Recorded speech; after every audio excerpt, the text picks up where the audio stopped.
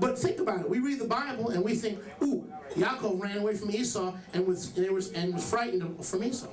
That's true. But we didn't know that for 14 years he was hiding in the house of Ever. But he wasn't just hiding, he was Torah hiding. He was hiding and studying Torah at the same time.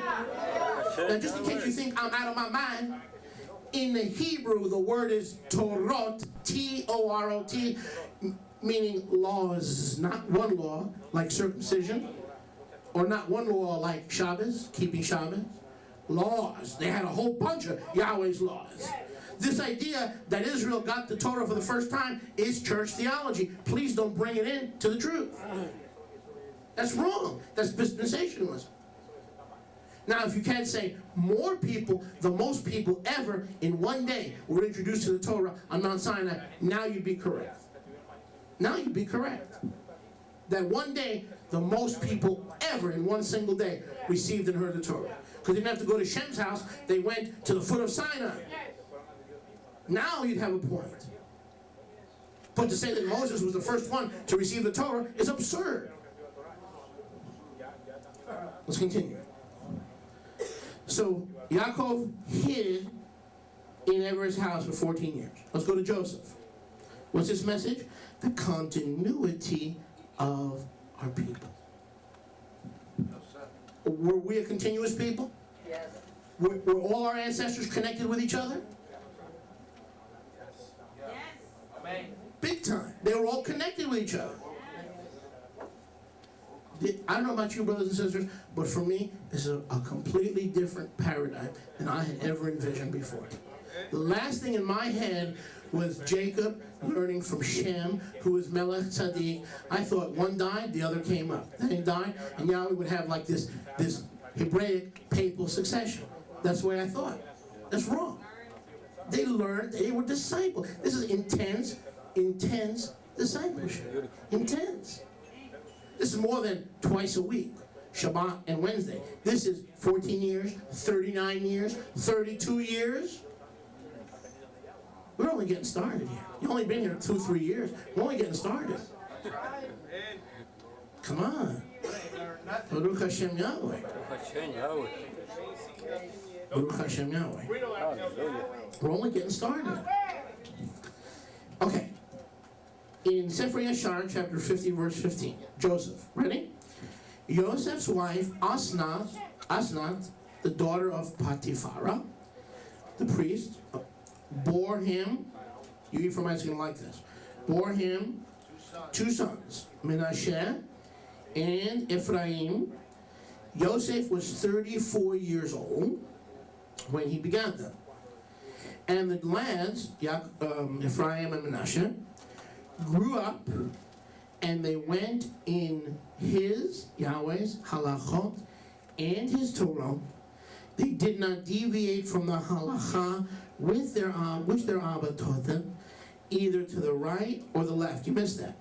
They did not deviate to the right or the left what their Abba, who's their Abba? Joseph, taught them. Where did Joseph learn?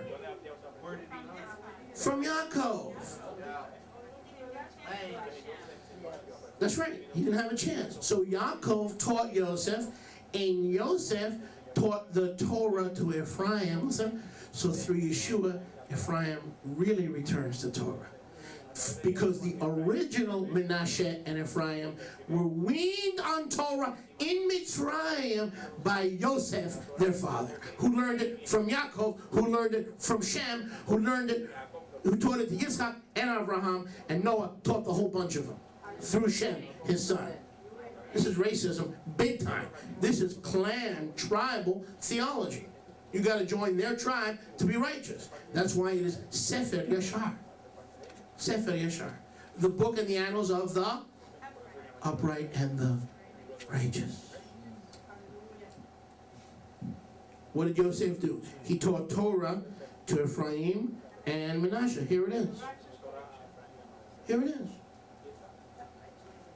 So even the idea of Ephraim coming to Torah through Yeshua in the last days is a renewal, not of the northern kingdom before Jeroboam, son of Nebat, caused Israel to sin. It's a renewal of the life of Ephraim that he had before Yahweh back in Mitzrayim when he lived, walked, and kept the Torah. My goodness gracious. Ted, is this something else or what? Blow you away, come on. Completely blow you away. I'm just touching the tip of the iceberg. Expect me for 35 more years now. But thank you, sister. Thank you. Green bed. Sefer Yahshar. I'm blushing. It's a good thing you can't see it through the beard. Sefer Yahshar 55:35. And Yosef, well, that would help. And Yosef, listen. And Yosef was very aged and advanced in days, and his two sons, Ephraim and Manasseh, remained. I'm going to stop now because some of you look like you're tired. No? You want to go with the idiom? Laboratory later, word now? You can always go to the laboratory. You can't always get the living manna. How many believe that? You can always go to the laboratory. Did I say it right? Watch this. You're going to love this. And Joseph was very aged, advanced in days, and his two sons, Ephraim and Manasseh, wow, remained constantly in the house of Yaakov, together with the children of the sons of Yaakov, their brothers, to learn the halachot of Yahweh and his Torah.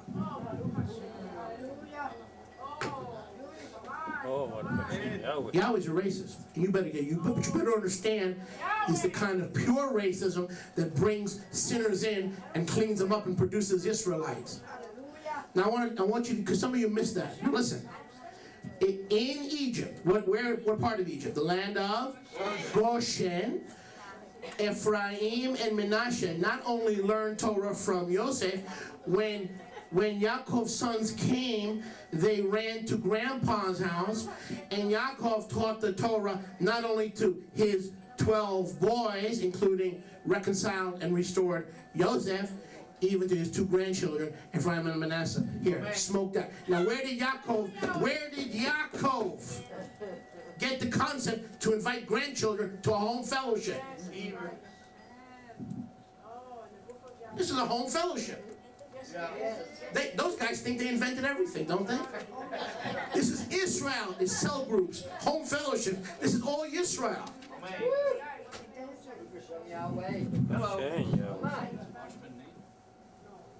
Beautiful. Paul Young Cho, is that what? 1 week it's Paul, 1 week it's David. 1 week we're naming, every week is a different name. But anyway, the point is, these guys went to the house of Yaakov to study Torah. And guess what? It wasn't just the 12 sons. Ephraim and Manasseh were there too. Well, I don't know, brother. This concept about Ephraim studying the law is so novel. It's radical stuff. Right on. You know what? While all Egypt was fornicating, and while all Egypt was living like the Egyptians, the racist tribe got together and held private lessons. These are private lessons, in case you hadn't noticed. You don't see people banging on the door to get in here, do you? These are semi-private lessons. We don't see people banging down the doors to get in here. Even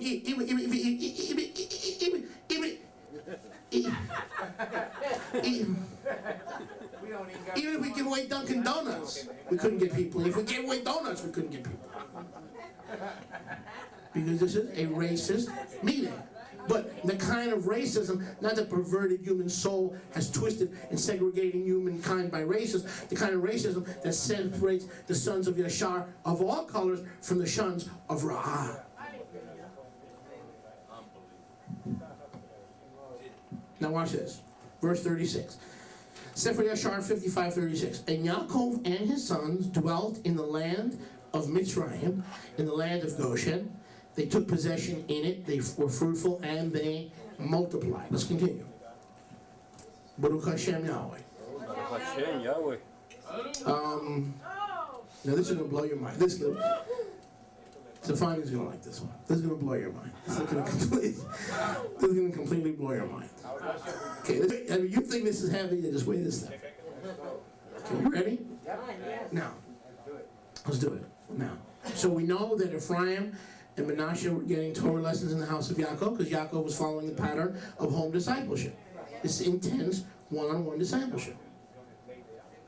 And if you don't think they were teaching Torah because you still have that mentality that the Torah wasn't given until Mount Sinai, what do you think they were teaching each other? The laws of Yahweh. Well, circumcision is a law. Sabbath is a law. So it should have said they were teaching the two laws they knew. It says they were teaching the Torah. The Hebrew word is plural. The many laws of Yahweh. Please take it out of your head. Please. Por favor. Para mí, para mi familia, para todos mi congregación. Take it out of your head. That they didn't know the Torah. That's a joke. That is warped theology. It is wrong. Even the Bible tells you the same thing. Genesis 26. I love Abraham because he keeps my Torah. Amen. What do you think the tree of life was in the Garden of Eden? That's Etzchaim. Okay, Yaakov is ready to die. He gathers his sons. We have that account where? In Bereshis 49, right around 50, right? It says Yaakov was old and he gathered his sons around his bed and he was leaning upon his staff, worshiping. Bad translation. It actually means he was praying. I'm not even going to go there now. And he prophesies all these prophecies to his sons, correct? We have that in Scripture. Amen. Tov. Here's what we don't have in Scripture, Ted. Here's what we don't have in Scripture. And this is a mind blower. Ready? Turn to your neighbor and say, mind blower. Lawn mowing, spiritual, mind blowing equipment. Now watch. Baruch Hashem Yahweh. Watch this. Hallelujah. Yahweh. Now watch this. Watch this. Ready? Sefer Yahshar 56:10. Yaakov dying, commanded his sons that day, the day of when he called them to his bedside, behold, I shall be this day gathered to my people. Carry me up from Mitzrayim and bury me in the cave of Machpelah, as I have commanded you. Here it is. However, take heed, I pray, that none of your sons carry me. Number one, when you take my coffin, my bier out of Mitzrayim, my sons, not your son. I don't want my grandchildren carrying my coffin. I only want the 12 sons of Yaakov. Are you getting the message? No grandchildren. Yahweh has no grandchildren. I want my sons, my 12 sons, carrying the bier. Let's continue. I pray that none of your sons carry me, only yourselves, and this is the manner that you shall do to me. When you carry my body to go with it to the land of Canaan to bury me. Listen to this. Now listen very carefully. This blows my mind. Yehuda, Yisachar, Zebulun shall carry my bier at the eastern side. Reuven, Shimeon, Gad at the south. Ephraim, Menashe, Benjamin in the west. Dan, Asher, Naphtali in the north. Let not Levi carry the bier, for he and his sons will carry the ark of the covenant of Yahweh with the Israelites. That was the same way they were already. Yes. Neither let Yosef, my son, carry it, for as a melech, so let his glory be. He was the man. However, Ephraim and Manasseh shall be in their stead. Are you getting this? Whoa. We read Numbers chapter 1 and we read the Torah and go, Yahweh said, 4 tribes north, 4 tribes south, 4 tribes. That was not the first time Israel was divided, north, south, east, and west. That is the way they carried Yaakov's bier, Israel's bier or funeral or casket, to Canaan in the exact order they would one day camp in the wilderness. Are you happy you subscribed to Your Arms to Israel video club? Are you happy now? Come on. Yahweh.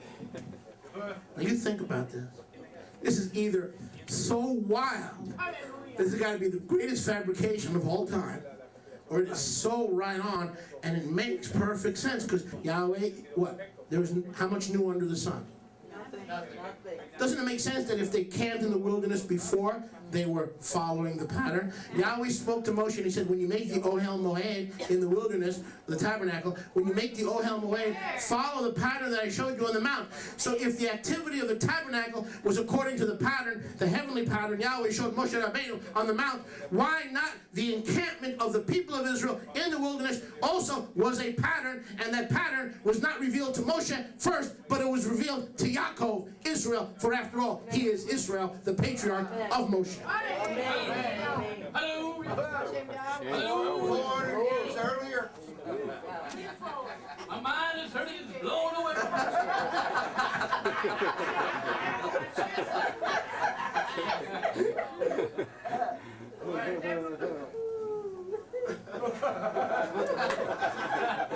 Todah Rabbah, Yahweh. Hashem Yahweh. Yahweh, hallelujah. They carried the bier because he was following the pattern.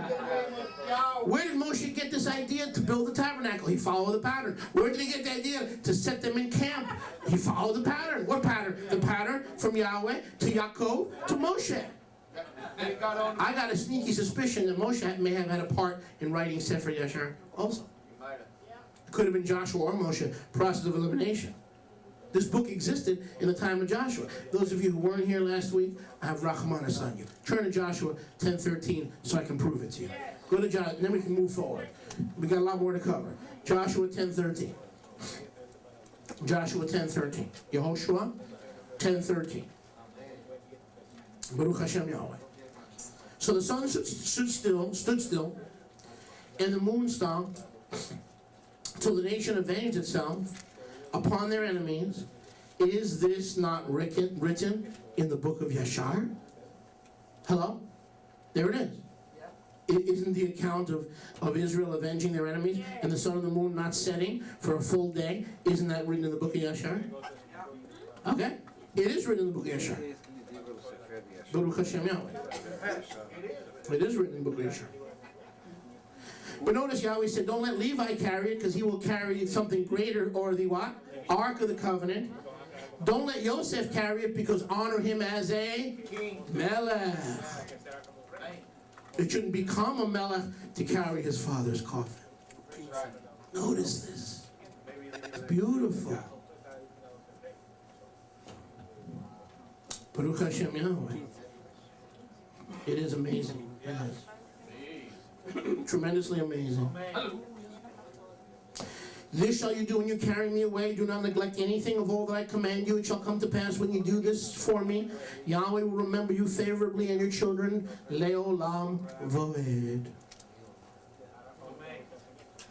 Now this perhaps is the most mind-blowing. Much more.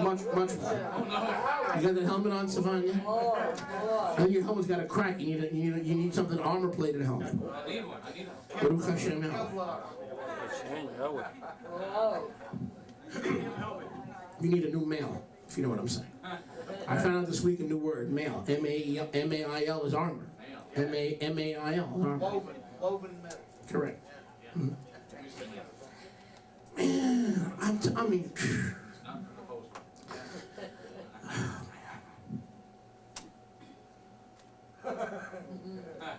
Come on, Rabbi. the continuity of our people. We didn't wake up one morning, we're saved, we're now part of the Christian church. Oh gosh, oh man, oh, we are part of something so much greater. So much, so, oh. You understand? So much, these are our ancestors. That's right. But you know what the good news is? Look at the comfort of the scriptures. They didn't become our ancestors by having dreams and visions 5 times a week. They studied. They're doing what we're doing right now. How are you going to become the fathers of renewed covenant Israel? Teach our children and our spiritual children's children by learning. That's right. Isn't that comforting to know these guys didn't have 1.5 million dreams and visions to become patriarchs? Come on. They were average Joes like me and you who walked all the way from their house to Yaakov's house in the land of Goshen for Bible study. Abraham, how did Ephraim and Manasseh learn the Torah? They went to Yaakov's house in the land of Goshen for Bible studies. It never occurred to us that Yahweh really operates this way.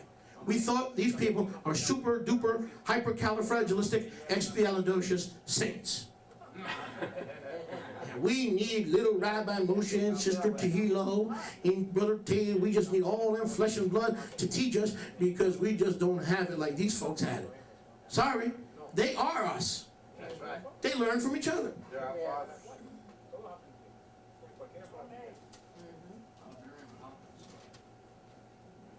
Amazing stuff. Okay, Come on. I'm going to buy this tape myself. Sefer Yahshar, chapter 77, verse 38. I want to call, I'm calling this the rod of righteous succession. Write it down. What's that? The rod, R-O-D, the rod of righteous succession. Yep, what's the chapter and verse? Sefer Yahshar 77, verse 38. We're going to have Sefer Yahshar available for you. If you want a copy, we're not talking about a lot of money. Okay? We can email it to you, or you could buy it on CD. Or you can get it for free on the internet. But it won't be true name. You'll have to, weed your way through the goads. But anyway, Baruch Hashem Yahweh. Now watch this. This section is called the rod of righteous succession. Rod, staff, wooden staff, stick, shepherd's rod, shepherd's stick. I'm going to get a drink because this is going to be powerful, so I just want to make sure this comes out right. I want to hold on to my seat.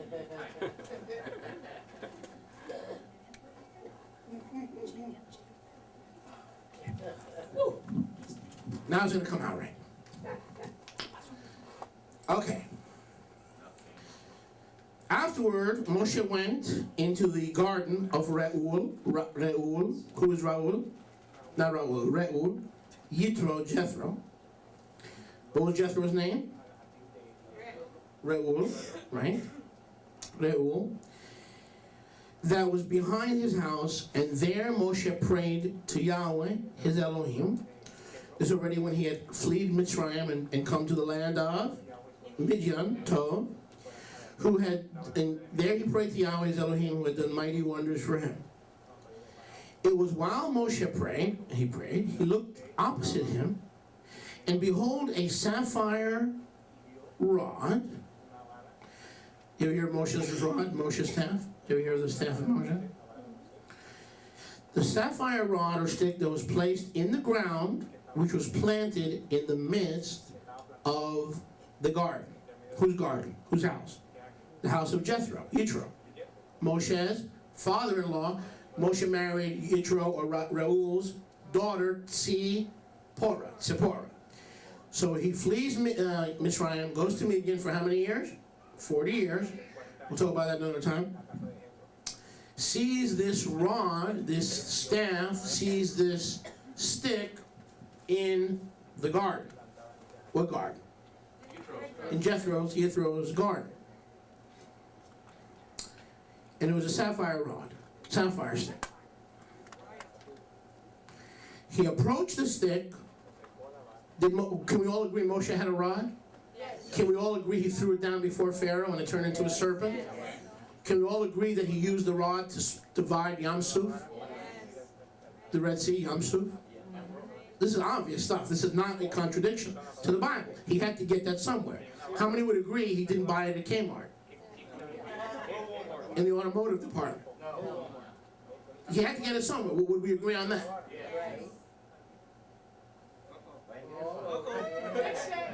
He approached the stick and he looked, and behold, the name of Yahweh, Whoa. Wait a minute. Yud He Vav He, Shame. Elohim of hosts, was engraved on it, written and developed upon the stick. Written, developed means fancy lettering. Written and developed on the stick, on the staff. So when Moshe Rabbeinu found the staff that he would use to part the Red Sea, Yam Suf, it had Yahweh's name. Of course, he was representing Yahweh. Doesn't that make sense? That's right. Yes. Doesn't that make sense? How would we know that without Sefer Yahshar? How would we know that? He had the name of Yahweh. Verse 41. Sefer Yahshar 77:41. Moshe read it and stretched forth his hand, and he plucked it like a forest tree from the thicket, and the rod was in his hand.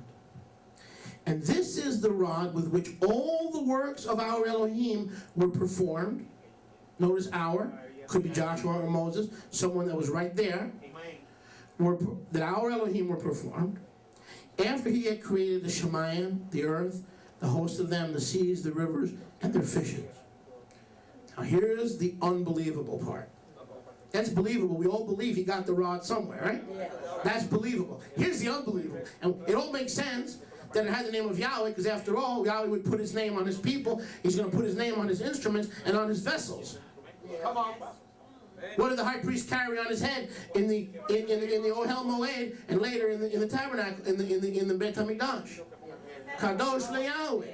What about the vessels? They all said Kadosh LeYahweh. Yahweh had engraved and inscribed his name on many vessels throughout the service of his people Yisrael.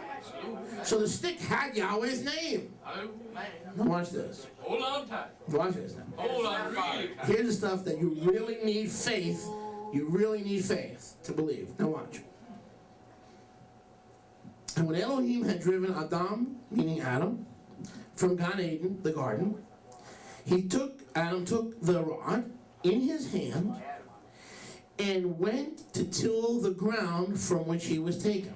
So the first plowing instrument was a plain old stick that was used by Adam with the name of Yahweh. Makes sense. Now watch this. Watch this. And the rod came down to Noach, Same stick. and the rod, same rod, and was given to Shem and his descendants until it came into the hand of Avraham the Ivri. Come on. Wow. How did Moses get it? You're left with two options. He found one, or Yahweh ordained one. Succession. The continuity of our people is amazing. Even the stick Moshe had was the one that Adam v'Chava had. Now, what if this is true, which I believe it is, and Yahweh will show this to you. If this is true, that's the end. Church, synagogue, that's the end. It's over. That means there's been one covenant people from the dawn of creation until the second coming and the millennial kingdom. There's been one covenant people. And you can call them anything you want. Yahweh calls them Israel. I don't care what you call them. Amen. They were Israelites. Now watch this. Watch this. Okay. It was given to Shem and his descendants till it came into the hand of Abraham the Ivri. When Abraham had given all he had to his son Yitzchak, he also gave him this rod. When Yaakov fled Padan Aram from his uncle Lavan, he took this rod into his hand. When he returned to his Abba, he had not left it behind him. So it went from Abraham to Yitzchak to Yaakov. What's this message, Ted? The continuation. Correct. I want to make sure I got it right. The continuity of our people. Also, when Yaakov went down to Mitzrayim, now this is how he got into Mitzrayim. Listen. When Yaakov went down to Mitzrayim, he took it in his hand, gave it to Yosef, one portion above his brothers, for Yaakov had taken it by force from his brother Esau. Because Esau stayed back in Canaan in Isaac's house, Yitzchak and Yaakov went for Torah lessons to Shem's house and to Eber's house, while Esau stayed home and went hunting. So where did the rod go? From Yaakov, brought it into Mitzrayim, and Mitzrayim, he gave it to Yosef. After all, Yosef was the king. Didn't he have a scepter? That became the scepter of Yosef. That means Adam was related to Yosef. Just like Methuselah's wife was Enoch's daughter. Just like Noah's daughter-in-laws were the sons were related to Methuselah. Do you see how all of them were related to Adam and Eve? Let's continue. Baruch Hashem Yahweh. Here we are. After the death of Yosef, this is important. The nobles of Mitzrayim, Pharaoh's assistants, came into the house of Yosef, and the stick came into the hand of Jethro, Reuel, the Midianite. Reuel, as we see elsewhere in the Sefer Yahshar, was a nobleman. He was not an Israelite in Pharaoh's court, who went back to Midian with the rod that Joseph had brought in. Joseph died. The rod stayed in Pharaoh's court, where Jethro served a later Pharaoh, and then when he returned home to Midian, he took it with him. Come on. Should I stop now? No. Moses gets to stay. Come on. Come on. Baruch Hashem Yahweh. After the death of Yosef, the nobles of Mitzrayim came to the house of Yosef. The stick came into the hand of Reuel, Jethro, the Midianite, and he went out of Mitzrayim. He took it in his hand and planted it in his garden. And all the mighty men